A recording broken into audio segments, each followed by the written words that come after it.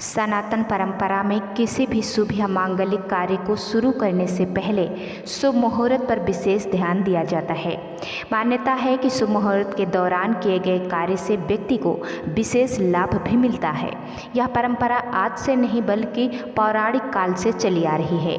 वैदिक शास्त्र के अनुसार शुभ मुहूर्त वह विशेष समय होता है जब सौरमंडल में ग्रह और नक्षत्र की स्थिति विशिष्ट कार्य के लिए शुभ होती है। यही कारण है कि बाधा और समस्याओं को दूर रखने के लिए भी शुभ मुहूर्त का पालन किया जाता है। इस वीडियो में लास्ट तक ज़रूर बने रहिए, क्योंकि आज के वीडियो में मैं आपको बताने वाली हूँ कि किस लिए शुभ कार्य के लिए आप मुहूर्त निकालते हैं या फिर किस लिए मुहूर्त निकालना ज़रूरी होता है, या फिर अगर आप मुहूर्त नहीं निकालेंगे तो क्या हो सकता है। ये सारी चीज़ें इस वीडियो में आज हम शेयर करने वाले हैं। वीडियो को शुरू करने से पहले अगर आप चैनल पर नए हैं तो सब्सक्राइब कर दीजिए और साथ में वीडियो को लाइक और शेयर भी कर दीजिए, ताकि ऐसे वीडियोज़ जो है ज़रूरतमंद तक पहुँचते रहें। तो चलिए शुरुआत करते हैं आज के वीडियो की। हिंदू धर्म में किसी भी महत्वपूर्ण कार्य जैसे मुंडन, उपनयन, विवाह, गृह प्रवेश या नामकरण जैसे महत्वपूर्ण कार्यों के लिए शुभ मुहूर्त को ज़रूर देखा जाता है। ऐसी मान्यता है कि शुभ मुहूर्त में कोई भी कार्य शुरू करने से और समाप्त करने से व्यक्ति की इच्छाएं पूर्ण हो जाती हैं और जीवन में आ रही कई प्रकार की समस्याएं भी समाप्त हो जाती हैं, आने वाली समस्याएं भी टल जाती हैं। शुभ मुहूर्त को जानने के लिए ज्योतिषी जानकार या पंडितों की सहायता जरूर ली जाती है। ऐसा इसलिए क्योंकि ज्योतिष गणना के द्वारा बताए गए शुभ मुहूर्त ही कार्य के लिए सिद्धि माने जाते हैं। शास्त्रों में यह भी बताया गया है कि अशुभ समय में कोई व्यक्ति मांगलिक कार्य करता है तो उसे जीवन में कई प्रकार के समस्याओं का सामना भी करना पड़ सकता है। वैदिक पंचांग के 5 विशेष अंग होते हैं। वैदिक पंचांग में 5 विशेष अंगों का वर्णन किया गया है। 5 विशेष अंग है नक्षत्र, तिथि, योग, करण और वार, जिनको हम बारी बारी से जानेंगे। इन 5 अंगों के सहयोग से निकाला गया शुभ समय ही शुभ मुहूर्त कहलाता है, जिसे किसी भी मांगलिक कार्य के लिए विशेष रूप से माना जाता है। नक्षत्र पंचांग का पहला अंग है। पंचांग का पहला नक्षत्र है। ज्योतिषी विद्वानों के अनुसार 27 प्रकार के नक्षत्र होते हैं और मुहूर्त निकालते समय 28वां नक्षत्र भी गिना जाता है, जिसे अभिजीत नक्षत्र भी कहा गया है। किसी भी विशेष कार्य को करते समय इन नक्षत्रों को विशेष रूप से देखा जाना जरूरी होता है।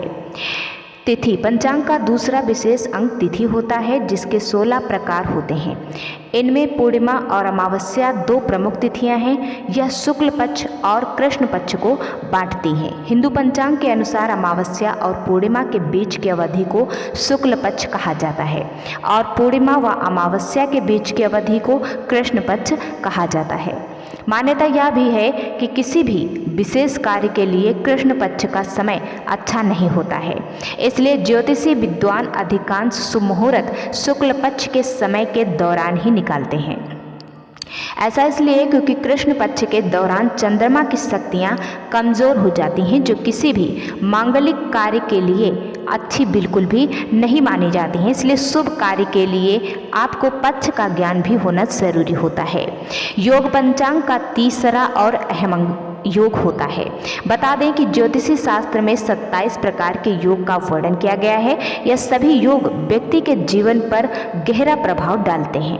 साथ ही ज्योतिषी में बताए गए शुभ योग के निर्माण से व्यक्ति को कई प्रकार की सिद्धियां भी प्राप्त होती हैं। जिस तरह गुरु पुष्य योग के दौरान खरीदारी करने से व्यक्ति को जीवन में धन एवं समृद्धि की प्राप्ति होती है, ठीक उसी प्रकार ध्रुव सिद्धि इत्यादि योग के निर्माण से भी जीवन में विभिन्न प्रकार के प्रभाव भी देखने को मिल जाते हैं। करण पंचांग का चौथा महत्वपूर्ण अंग है। यह तिथि के आधे भाग को कहा जाता है। बता दें कि मुख्य रूप से 11 प्रकार के करण होते हैं। इनमें से 4 स्थिर होते हैं और 7 अपनी चाल बदलते रहते हैं। इनके निर्माण से भी व्यक्ति के जीवन पर बहुत ही ज़्यादा गहरा प्रभाव पड़ता है, इसलिए इसको भी ध्यान में रखना बहुत ही ज़रूरी होता है। वार पंचांग का अंतिम और सबसे महत्वपूर्ण अंग वार को कहा गया है। बता दें कि एक सूर्योदय से दूसरे सूर्योदय के बीच की अवधि को वार कहा गया है। रविवार, सोमवार, मंगलवार इत्यादि यह सभी 7 प्रकार के वार होते हैं, जिनमें से सोमवार, बुधवार, बृहस्पतिवार और शुक्रवार को सबसे शुभ माना जाता है। ऐसा इसलिए क्योंकि इस दिन की गई पूजा पाठ से देवी देवताओं का आशीर्वाद प्राप्त होता है और व्यक्ति की सभी मनोकामनाएं भी पूर्ण हो जाती हैं। इसलिए किसी भी शुभ कार्य को करने से पहले व्यक्ति को वार का भी विशेष रूप से ध्यान रखना चाहिए। तो हमें उम्मीद है कि आज के इस वीडियो में आपको पता चल गया होगा कि किसी भी शुभ कार्य को करने से पहले मुहूर्त की आवश्यकता क्यों होती है। अगर ये वीडियो पसंद आया है तो इसको लाइक और शेयर कर दीजिए। साथ में अगर चैनल पर नए हैं तो सब्सक्राइब ज़रूर कर दीजिए, क्योंकि आपका एक लाइक और सब्सक्राइब हमारे लिए बहुत ज़्यादा मायने रखता है।